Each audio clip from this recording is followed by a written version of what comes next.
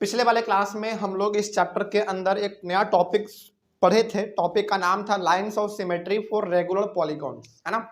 उसमें हम लोग ये देखे थे कि जितने साइड्स होंगे उतने लाइंस ऑफ सिमेट्री होंगे। जैसे हमने देखा था इक्विलेटरल ट्रायंगल, इक्विलेटरल ट्रायंगल में कितने साइड्स, 3 साइड्स, तो उसके लाइन ऑफ सिमेट्री कितने थे, 3 थे। स्क्वायर कितने साइड, 4 साइड, उसके लाइन ऑफ सिमेट्री कितने थे, 4 थे। उसके बाद फिर हमारा कौन था, पेंटागन था, हेक्सागन, है ना।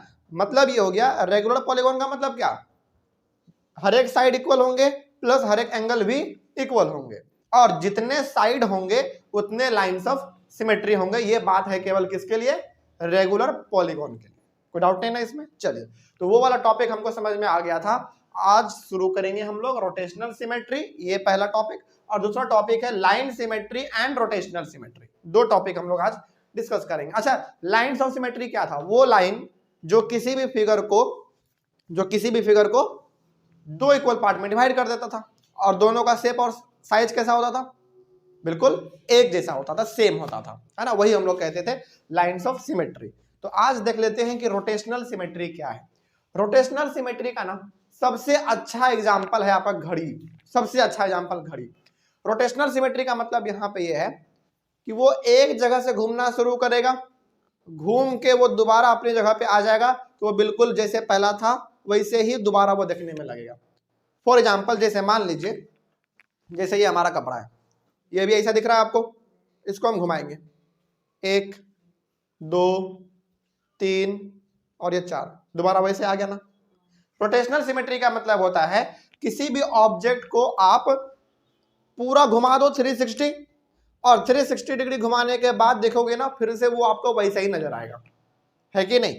जैसे चलिए हम एक बार एग्जांपल दे देते हैं इस बोतल का। जैसे ये हमारा भी बोतल ऐसा है, अभी ऐसा कर दिए, इसका ढक्कन इधर आ गया, इधर कर दिया ढक्कन नीचे चला गया, इधर कर दिया ढक्कन इधर आ गया, फिर ऐसे कर दिए ढक्कन ऊपर आ गया। तो ये पहले जैसा था वैसा ही अब बन गया कि नहीं, बिल्कुल बन गया। तो रोटेशनल सिमेट्री का सिंपल सा मतलब क्या होता है, किसी भी ऑब्जेक्ट को 360 डिग्री घुमाओ और घुमाने के बाद देखना वो वैसा ही दिखेगा जैसा कि वो पहले था। यही है हमारा रोटेशनल सिमेट्री, और इसमें ज्यादा कुछ खास नहीं है। बात समझ में आ रही है। चलिए आगे बढ़ते हैं। फिर अब आ जाइए रोटेशनल सिमेट्री में हम लोग दो एग्जांपल लेते हैं।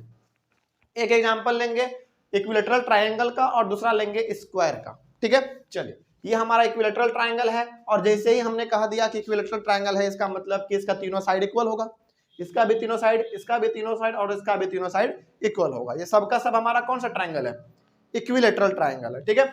अब हम इसको क्या करना चाह रहे हैं, समझिएगा जरा ध्यान से इसको। ये हमारा इक्विलेटरल ट्रायंगल है, और हम इसको क्या करना चाहते हैं ना, यहां पे उंगली रख के इसको घुमाना चाहते हैं। क्या करना चाहते हैं, घुमाना चाहते हैं। कोई डाउट इसमें। चलिए, तो अब जहां पे उंगली रखेंगे, इस तरीके से आप ऐसे रखेंगे और इसको ऐसे घुमाएंगे, इस पॉइंट को हम लोग कहते हैं पॉइंट ऑफ रोटेशन। क्या कहेंगे, पॉइंट ऑफ रोटेशन। कोई डाउट इसमें। चलिए आगे बढ़ते हैं। फिर सेंटर ऑफ रोटेशन भी कह सकते हैं, या फिर आप पॉइंट ऑफ रोटेशन भी कह सकते हैं। तो आप इसको चलो सेंटर ऑफ रोटेशन ही कह लो, क्योंकि सेंटर में है ना, सेंटर ऑफ रोटेशन या फिर पॉइंट ऑफ रोटेशन भी आप कह सकते हैं। कोई डाउट इसमें। चलिए, तो इस जगह पे आप यहां पे रखेंगे अपने हाथ को और ऐसे घुमाएंगे, तो उसी पॉइंट को हम लोग कहते हैं सेंटर ऑफ रोटेशन। बस सिंपल सा बात इसमें हमको समझ में आ गया। अब जरा देखिए ध्यान से, अब हम क्या करने वाले हैं, ये हमारा आर यहाँ पे है, अभी पहली बार इसको घुमाएंगे तो ये आर हमारा नीचे आ जाएगा। कहाँ पे आ गया, यहाँ पे आ गया, है ना। और इसके बाद फिर से इसको घुमाएंगे तो ये आर कहाँ पे आ जाएगा, बड़ी बार यहाँ पे आ जाएगा, तो यहाँ पे आ गया। फिर से एक बार ये आर घुमा देंगे तो यहाँ पे आ जाएगा। देखो लास्ट वाला देखो और पहला वाला देखो, क्या दोनों बिल्कुल सेम नजर आ रहा है। यही हमारा कहलाता है रोटेशनल सिमेट्री। मतलब कि जो ऑब्जेक्ट पहले था जैसा था वैसा ही वो आ जाएगा। कब, जब आप 360 डिग्री उसको पूरा घुमा देंगे तब, है ना। तो जैसे देखिए ये वाला P पहले हमारा, सॉरी R यहाँ पे था, फिर यहाँ पे आएगा, फिर यहाँ पे आएगा, फिर यहाँ पे आ जाएगा। देखिए यहाँ पे आया, फिर यहाँ पे आ गया, और फिर लास्ट यहाँ पे आ गया। कोई डाउट नहीं ना इसमें। चलिए, तो सेंटर ऑफ रोटेशन भी आप यहाँ पे समझ लिए हैं। अब इसके अंदर थोड़ा सा हम लोग और गहराई से बात कर लेते हैं। जैसे देखिए यहाँ पे ना यहाँ पे कहा गया, हाँ यहाँ पे अभी आपका कितना एंगल बनता है मालूम है? यहाँ पे एंगल अभी आपका फिलहाल है 120 डिग्री। कितना है? 120 डिग्री। अब जब आप इसको घुमाएंगे, जब आप इसको घुमाएंगे तो यहाँ पे भी कितना डिग्री का एंगल बनेगा मालूम है? यहाँ पे भी 120 डिग्री का ही बनेगा। उसके बाद फिर आप यहाँ पे आ गए, यहाँ पे भी कितने का बनेगा? यहाँ पे भी 120 का बनेगा, और दोबारा लास्टली जाके आपका ये वाला फिगर तैयार हो जाएगा। बात समझ में आ रही है? मतलब कि ये यहाँ पे था, सेंटर ऑफ रोटेशन पे आपने उंगली रखा, इसको आपने एक बार घुमाया तो आपने कितना डिग्री घुमा दिया? 120 डिग्री घुमा दिया। उसके बाद फिर से इसको नीचे से इसे घुमाएंगे, फिर से आपने 120 डिग्री घुमा दिया यहाँ पे, फिर इसको आपने 120 डिग्री घुमाया, और लास्ट में जाके आपका ऐसा मिल जाएगा। कोई समस्या नहीं ना इसमें? चलिए आगे बढ़ते हैं। फिर अब इसमें कुछ चीजें हैं जो कि आपको समझ लेने हैं। जैसे देखिए, सेंटर ऑफ रोटेशन तो आपको समझ में आ गया क्या होता है? किसी भी फिगर का वो सेंट्रल पॉइंट जहां पे कि आप उंगली रख के उसको घुमाएंगे, वो हो गया हमारा सेंटर ऑफ रोटेशन। अब यहाँ पे बात कर लेते हैं थोड़ा सा हम लोग angle of rotation. Angle of rotation का मतलब यहाँ पे है कि आपने कितने एंगल पे उसको घुमाया। कितने एंगल पे घुमाया आपने? 120 डिग्री पे घुमाया ना, तो यहाँ पे हमारा एंगल ऑफ रोटेशन कितना हो जाएगा? 120 डिग्री हो जाएगा, क्योंकि आपने हर बार 120 डिग्री पे घुमाया। ठीक है। उसके बाद ऑर्डर ऑफ रोटेशनल सिमेट्री का मतलब क्या होता है? ऑर्डर ऑफ रोटेशनल सिमेट्री का मतलब होता है कि आपने टोटल उसको कितने बार घुमाया, टोटल आपने कितने बार घुमाया। जैसे देखिए, पहला आपने यहां से घुमाया तो यहां पे आ गया पहला, यानी कि ये वाला हमारा, ये हो गया हमारा पहला, सॉरी समझिए ध्यान से, सॉरी सबसे पहला तो हमारा यहाँ पे आ गया एक बार में, दूसरे बार में यहाँ पे आ गया, और तीसरे बार में यहाँ पे आ गया। देखिए, इसको कैलकुलेट नहीं करना है, ये तो पहला वाला है, ये तो जैसा था वैसा ही रहेगा, है ना। तो पहली बार आपने घुमाया कहाँ पे? यहाँ पे घुमाया, दूसरी बार यहाँ पे, और तीसरी बार यहाँ पे। तो बताइए ऑर्डर ऑफ रोटेशनल सिमेट्री कितना होगा? 3 होगा, क्योंकि आपने 3 बार घुमाया इसको, 3 बार आपने घुमाया, तब जाके ये हमारा दोबारा उसी शेप में आ गया, यानी कि दोबारा हमको वैसा देखने में लग गया, वो बिल्कुल एग्जैक्ट। बस यही चीज आपको इसमें समझना था। कोई डाउट नहीं ना अब इसमें? तो सेंटर ऑफ रोटेशन क्या होता है मालूम चल गया? जहां से उंगली रख के हम उसको घुमाएंगे 360, वो हो गया हमारा centre of rotation. Angle of rotation का मतलब हो गया कि आप उसको कितने डिग्री पे एक बार में घुमा रहे हैं। जैसे कि आपने इसको यहां से यहां लाया तो एक बार में आपने 120 डिग्री घुमाया उसको, है ना, तो वो हो गया हमारा एंगल ऑफ रोटेशन। और ऑर्डर ऑफ रोटेशनल सिमेट्री का मतलब होता है कि आपने टोटल कितने बार उसको घुमाया कि दोबारा वो उसी पोजीशन में आ गया। तो 3 बार घुमाया आपने इसमें। तो ये बात हो गया हमारा इक्विलैटरल ट्रायंगल का। कोई डाउट इसमें? चलिए आगे बात कर लेते हैं अब हम लोग स्क्वायर का। स्क्वायर में भी ये हमारा स्क्वायर है, ठीक है। तो अब जरा बताइए, ये वाला पॉइंट हमारा कौन सा कहलाएगा? ये वाला पॉइंट हमारा कौन सा कहलाएगा? बिल्कुल सेंटर ऑफ रोटेशन, क्योंकि यहीं से हम लोग उंगली रख के घुमाने वाले हैं। सेंटर ऑफ रोटेशन, ठीक है। कोई समस्या है इसमें? चलिए आगे बढ़ते हैं। फिर अब हम लोग यहाँ पे इसको घुमाने वाले हैं। देखिए ध्यान से, अभी हमारा P कहाँ पे है? यहाँ पे। पहली बार घुमाएंगे तो P यहाँ पे आ जाएगा, उसके बाद घुमाएंगे तो P हमारा यहाँ पे आना चाहिए, जो कि ये आ गया। उसके बाद घुमाएंगे तो P हमारा यहाँ ऊपर आ जाना चाहिए, जो कि यहाँ पे आ गया। उसके बाद फिर से घुमा देंगे तो ये P हमारा यहाँ पे आना चाहिए, जो कि ये यहाँ पे आ गया। और देखिए जरा लास्ट वाले फिगर को और पहले वाले फिगर को, क्या दोनों सेम लग रहा है? P जहाँ जहाँ पे है, यहाँ पे P था तो यहाँ पे भी P है, तो दोनों बिल्कुल एग्जैक्ट मिल गया। यही हो गया हमारा रोटेशनल सिमेट्री किसका? स्क्वायर का, ठीक है। अब थोड़ा सा और बात कर लेते हैं कि इसमें आप कितने एंगल पे घुमाएंगे, है ना। देखिए इसमें आप हर बार 90 डिग्री पे घुमाएंगे। कितने डिग्री पे? 90। अच्छा, पहला तो आपने यहाँ पे घुमा दिया, उसके बाद हमारा यहाँ पे आ जाएगा, है ना। उसके बाद फिर यहाँ पे आएगा, और उसके बाद फिर यहाँ पे आ जाएगा, और लास्टली आपका जाके ये फिगर बनकर तैयार हो जाएगा। क्या कोई डाउट इसमें? बात समझ में आ रही है क्या है इसमें? चलिए आगे बढ़ते हैं। फिर अब जरा बताइए, इसमें एंगल ऑफ रोटेशन कितना होगा? 90 डिग्री होगा, क्योंकि आपने 90 पे इसको घुमाया है, तो ये हो गया हमारा एंगल ऑफ रोटेशन, ठीक है। उसके बाद ऑर्डर ऑफ रोटेशनल सिमेट्री कितने होंगे इसमें? 4 होंगे, 1 2 3 4। और ये तो हमारा लास्ट, सॉरी पहला तो हम लोग गिनते ही नहीं है। 1 2 3 4 हो गया, तो ये हमारा ऑर्डर ऑफ रोटेशनल सिमेट्री हो गया 4, यानी कि 4 बार आपको उसने 90 पे घुमाया तो जाके वो 360 पुर गया, प्लस वो फिगर भी हमारा बन गया। कोई डाउट इसमें? चलिए, तो ये हमारा समझ में आ गया है। और कोई डाउट इसमें? चलिए आगे बढ़ते हैं फिर। अच्छा एक बात जरा बताइए हमको यहाँ पे यदि यहाँ पे पेंटागन दिया हुआ रहता है यानी कि 5 साइड वाला, ठीक है, तो उसको आप कितने एंगल पे घुमाते? पेंटागन यदि दिया हुआ रहता तो उसको आप कितने एंगल पे घुमाते? नहीं, समझिए ध्यान से। पेंटागन का मतलब 5 साइड, ये 5 साइड हमारा है ना। अब देखिए ध्यान से समझिएगा इस चीज को। 3 साइड था, 3 साइड था, तो उसमें आपने 120 120 पे घुमाया, ठीक है। 4 साइड है तो उस जगह पे आपने 90 90 पे घुमाया, है ना। अब यहां पे कितना साइड है? अच्छा एक चीज हम यहां पे आपको बताते हैं, टोटल इसमें टोटल चलिए 360 डिग्री, कौन सा बताते हैं अभी। टोटल 360 डिग्री और 3 साइड है, तो इसमें हमारा हो जाएगा 1 2 0, बस यही फॉर्मूला है आपका। बताते हैं क्या है, अब समझिए ध्यान से। कैसे पता चलेगा कि सर पेंटागन को हम लोग कितने एंगल पे घुमाएंगे? कैसे पता चलेगा? कैसे पता चलेगा कि सर हम पेंटा के बाद हेक्सागन, हेक्सागन को हम कितने एंगल पे घुमाएंगे? कैसे पता चलेगा? इसके लिए आपको करना क्या है, देखिए ध्यान से। करना कुछ नहीं है, बहुत सिंपल सा फॉर्मूला है। यहाँ पे तो हम 2 एग्जांपल देके समझा दिए हैं आपको। सवाल और पूछा जा सकता है, जैसे ये हमारा 3 साइड वाला हो गया, ये 4 साइड वाला हो गया, 5 साइड में हमको दे दे पेंटागन, तो क्या करेंगे? देखिए ध्यान से। पेंटागन में कितने साइड? पहला तो 5 साइड, 1 2 3 4 और ये 5। तो इसका सेंटर ऑफ रोटेशन कहां पे होगा? यहां पे होगा। सेंटर ऑफ रोटेशन इसका यहां पे होगा। अब सवाल यह है कि सर हम इसको कितने एंगल पे घुमाएंगे? फॉर्मूला बड़ा सिंपल है, आपको बताइए। इसको पूरा घुमाना है ना, पूरा मतलब 360 डिग्री, पूरा मतलब 360 डिग्री, तो 360 डिग्री लिखो और इसको डिवाइड कर दो नंबर ऑफ साइड्स से। तो कितने साइड इसके पास? 5 साइड है, तो इसको डिवाइड कर दो। कितना आ जाएगा भाई? 7 5 35, 72 डिग्री।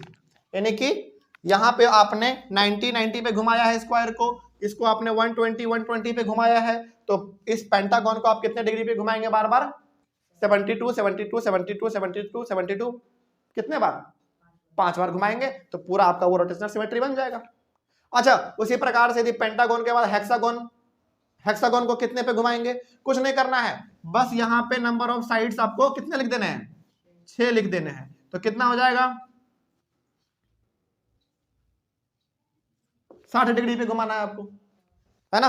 तो अब सवाल यहाँ पे आपसे ये पूछेगा कि बताओ, जैसे एग्जांपल तो हम यहाँ पे 2 को दे दिए हैं, इक्विलेटरल ट्रायंगल का और एक स्क्वायर का, तो ये दोनों तो आपको समझ में आ गया।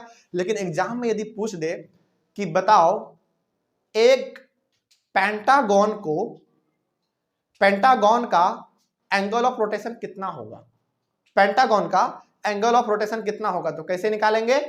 360 degree divided bye sides, divided by sides, तो कितना आ जाएगा? 72 डिग्री आ जाएगा। और यदि बोल दे कि हेक्सागन का एंगल ऑफ रोटेशन कितना होगा? तो 60 होगा। कैसे निकाले हम लोग? 360 divided by number of sides, यानी कि 6 साइड था, तो कितना आ गया? 60 डिग्री आ गया। तो ये सवाल आपसे पूछेगा। तो अब आप ऐसा मत बोलिएगा कि सर आपने तो वो बताया ही नहीं। नहीं, हम यहाँ पे थोड़ा सा जगह की कमी की वजह से हम यहाँ पे बता नहीं पा रहे हैं, लेकिन अब तो आपको समझ में आ गया कि कैसे आएगा सवाल, है ना। तो अब यदि यहाँ पे एंगल ऑफ रोटेशन है, एंगल ऑफ रोटेशन है, ऑर्डर ऑफ रोटेशनल सिमेट्री है, ऑर्डर ऑफ रोटेशनल सिमेट्री है। चलो अब हम आपसे एक सवाल पूछते हैं, ठीक है, ध्यान से, ठीक है। 3 साइड वाला और 4 साइड वाला तो हम बता दिए, 5 साइड वाले पे आइए पेंटागन पे, ठीक है। बताइएगा ध्यान से, पेंटागन को अपने ध्यान में लाइए, कितने साइड्स? 5 साइड्स। कैसा फिगर? यहाँ पे भी हमने घर जैसा बनाया था वैसा फिगर। बताइए पेंटागन में एंगल ऑफ रोटेशन कितना होगा? 360/5 यानी कि 72 डिग्री। 72 डिग्री क्या हो गया? उसका एंगल ऑफ रोटेशन हो गया। पहला क्लियर। कैसे निकाला आपने? 360 degree divided by number of sides, पहला खत्म। तो एंगल ऑफ रोटेशन तो निकल गया उसका 72 degree. Order of rotational symmetry कितने होंगे उसमें? नहीं, देखिए ध्यान से, ये 3 साइड वाला था तो आपने इसको 3 बार घुमाया, ये 4 साइड वाला है तो इसको आपने 4 बार घुमाया, तो वो 5 साइड वाला है तो आप कितने बार उसको घुमाओगे? 5 बार घुमाओगे। तो ऑर्डर ऑफ रोटेशनल सिमेट्री का कितना हो जाएगा? 5 हो जाएगा। चलो पहला क्लियर। दूसरा बताओ, पेंटागन के बाद आ जाओ 6 साइड वाले पे, हेक्सागन पे, ठीक है। बताइए हेक्सागन का एंगल ऑफ रोटेशन कितना होगा? 60 डिग्री। कैसे होगा? 360 degree divided by number of sides, और टोटल साइड्स इसके पास कितने हैं? 6 साइड है, तो 60 डिग्री हो गया इसका एंगल ऑफ रोटेशन। कोई डाउट है इसमें? अब बताइए कि हेक्सागन का ऑर्डर ऑफ रोटेशनल सिमेट्री कितना होगा? 6 होगा, क्योंकि 6 साइड्स है। कोई समस्या है इसमें? तो इस प्रकार का सवाल आपसे पूछेगा। अच्छा अब जरा बता दीजिए, हेक्सागन हो गया, सेप्टागन का बता दो, 7 साइड वाला। 7 साइड वाला बताइए, 7 साइड वाले में यानी कि सेप्टागन में एंगल ऑफ रोटेशन कितना होगा? कुछ नहीं करना है, नहीं मालूम है, 360 divided by 7, 360 degree divided bye 7 कितने में कट जाएगा? ये 7 पचे 35, 7 पचे 35, एक बार में 51 पॉइंट कुछ आएगा, ठीक है, 51 पॉइंट ऐसा समथिंग कुछ आएगा। तो एग्जांपल के तौर पे हम लोग कितना ले सकते हैं? 51 ले सकते हैं, अप्रोक्स ले सकते हैं हम लोग 50। तो इसका एंगल ऑफ रोटेशन कितना हो जाएगा? 51 के आसपास, ठीक है। और इसका बता दो ऑर्डर ऑफ रोटेशनल सिमेट्री कितने होंगे? 7। इसी प्रकार से सवाल आपका पूछा जाएगा। तो एंगल ऑफ रोटेशन कैसे निकालते हैं हम लोग? 360 degree divided by number of sides, ठीक है। इस चीज को आप लिख लीजिएगा। तो यहां पे हम शॉर्ट में एक तरीके से लिख देते हैं, ऑर्डर एंगल ऑफ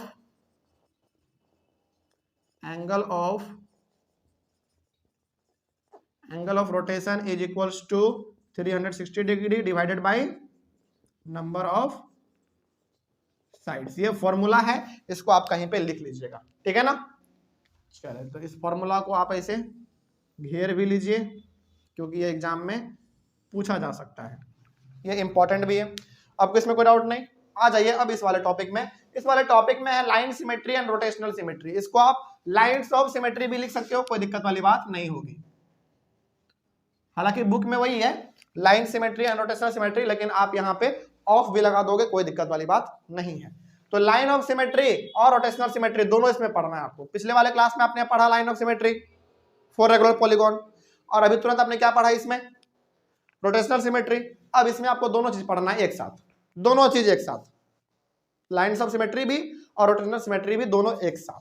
चलिए देखते हैं जरा इसका ध्यान से।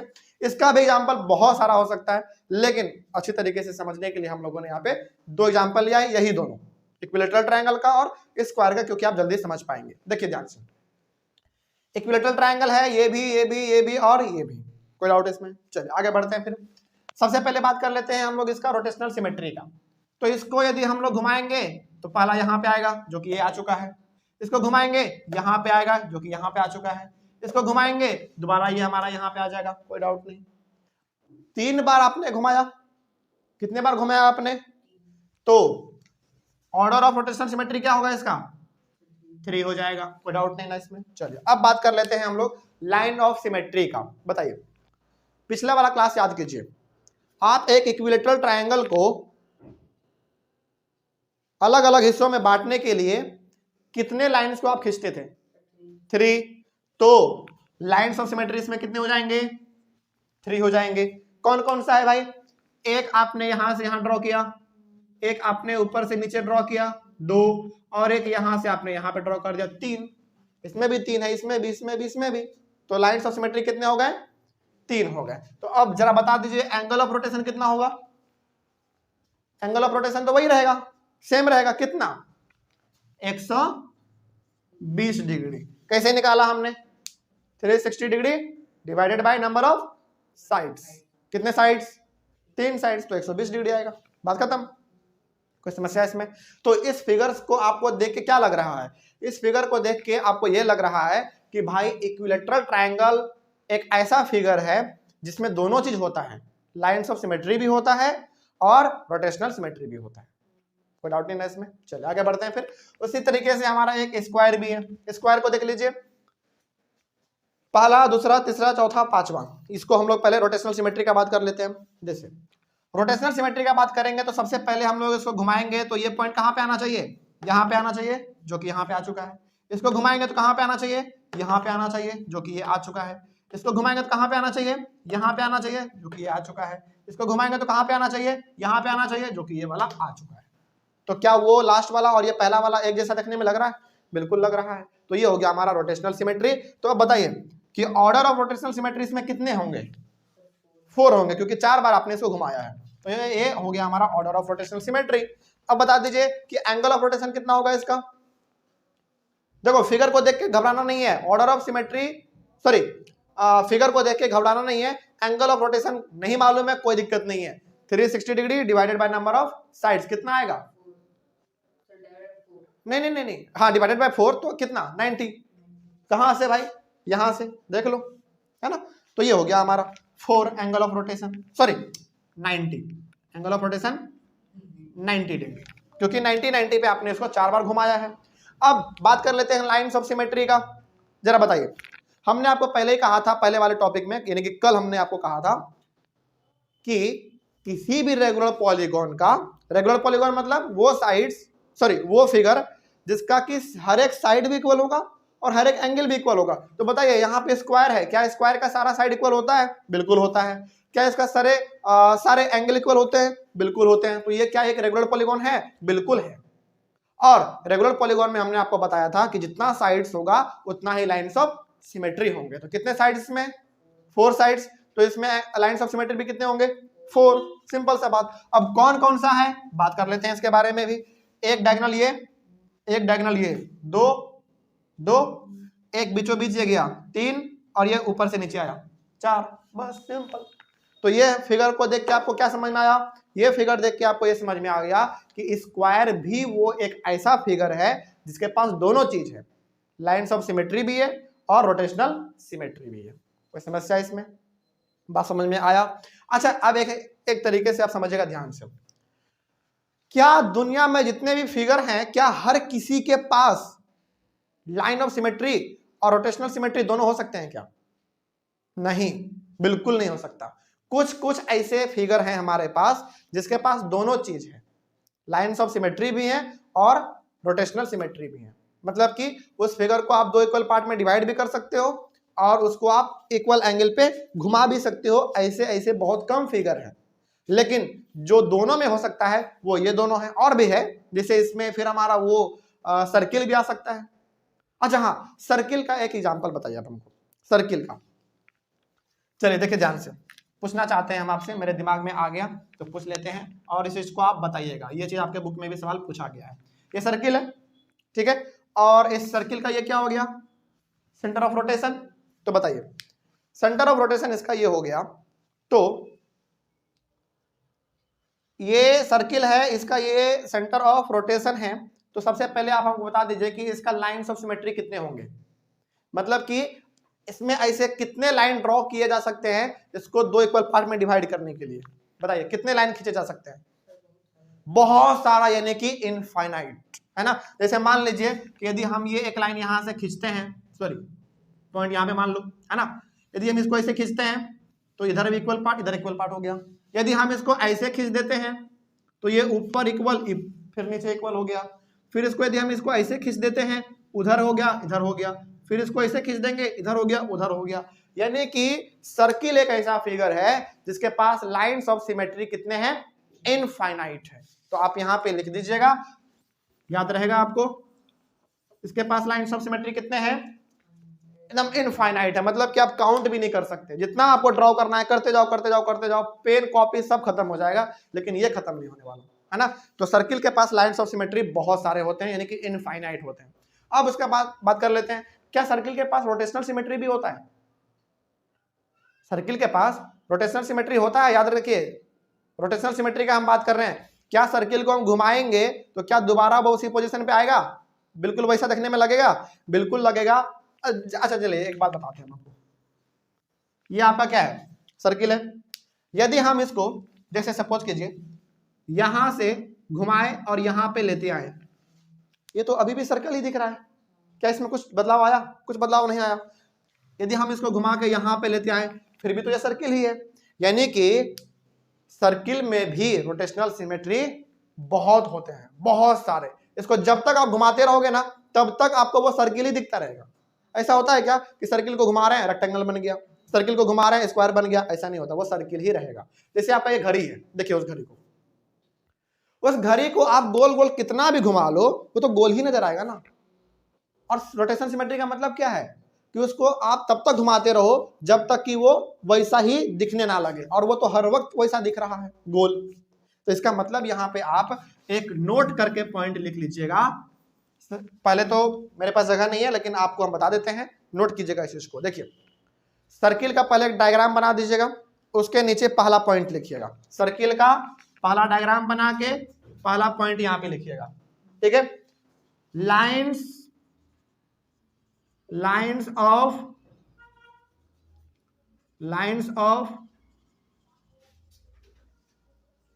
Of symmetry is equal to क्या लिखेंगे? Infinite. Lines of symmetry is equal to infinite, मतलब कि इसके पास लाइंस ऑफ सिमेट्री इनफाइनाइट होते हैं, बहुत सारे, ठीक है। उसके बाद इसमें आप रोटेशनल सिमेट्री में क्या लिखेंगे? रोटेशनल सिमेट्री में क्या लिखेंगे आप? रोटेशनल सिमेट्री में भी आप इसको लिख देना कि मतलब ये इनफाइनाइट है, इसको जब तक आप घुमाते रहोगे तब तक ये घूमता रहेगा और वो वैसा ही दिखता रहेगा। रोटेशनल सिमेट्री और लाइंस ऑफ सिमेट्री इनके पास भी दोनों होते हैं, सर्किल के पास भी। कोई समस्या इसमें? चलिए आगे बढ़ते हैं। फिर उसके बाद बात कर लेते हैं सर्किल के एंगल ऑफ रोटेशन के बारे में। बताइए सर्किल के एंगल ऑफ रोटेशन कितने होंगे? इसको ना आप एक एक एंगल पे भी घुमा सकते हो। जैसे ये सर्किल है, एक एक एंगल पे भी घुमाओ वो वैसा ही दिखेगा। एक बार उसको आप 180 पे घुमा दो फिर भी वैसा ही दिखेगा, एक बार में पूरा घुमा दो फिर भी वैसा ही दिखेगा। यानी कि इसके पास एंगल ऑफ रोटेशन भी इसके पास कम नहीं है, बहुत सारे, 360 डिग्री तक इसके पास है। कोई समस्या? चलिए, तो सर्किल के पास लाइंस ऑफ सिमेट्री कितने होते हैं? इनफाइनाइट होते हैं। और क्या ये रोटेशनल सिमेट्री का एग्जांपल है? बिल्कुल है, कोई डाउट नहीं ना। चलिए, तो ऑनलाइन वाले बच्चे एक बार इसका स्क्रीनशॉट ले लीजिए। और हाँ, एक चीज हम और बताना यहाँ पे बता देते हैं कि हर एक फिगर ऐसे नहीं होते हैं जिसके पास की लाइन ऑफ सिमेट्री भी हो और रोटेशनल सिमेट्री भी हो, है ना। लेकिन ये दो पॉपुलर एग्जांपल हैं, दो यदि एग्जाम में पूछे तो ये दोनों आप जरूर लिख दीजिएगा, जिसके पास दोनों है, लाइन ऑफ सिमेट्री भी है और रोटेशनल सिमेट्री भी है। उसके बाद हमारा सर्किल भी आ गया अब एक नया, उसके पास भी लाइन्स ऑफ सिमेट्री है और रोटेशनल सिमेट्री है, दोनों उसके पास है, ठीक है ना। चलिए, तो इसी के साथ हमारा जो ये चैप्टर था, सिमेट्री चैप्टर था हमारा, बहुत इंटरेस्टिंग था और प्लस बहुत छोटा भी था, मजेदार चैप्टर था ये। चलिए, तो आई होप ऑनलाइन वाले बच्चे आप लोगों को ये चैप्टर समझ में आया होगा। कहीं पे कोई डाउट रहे तो आप एक बार कमेंट कर लीजिएगा। मिलेंगे हम लोग अपने अगले वाले क्लास में लास्ट चैप्टर के साथ। Thank you very much and have a nice day.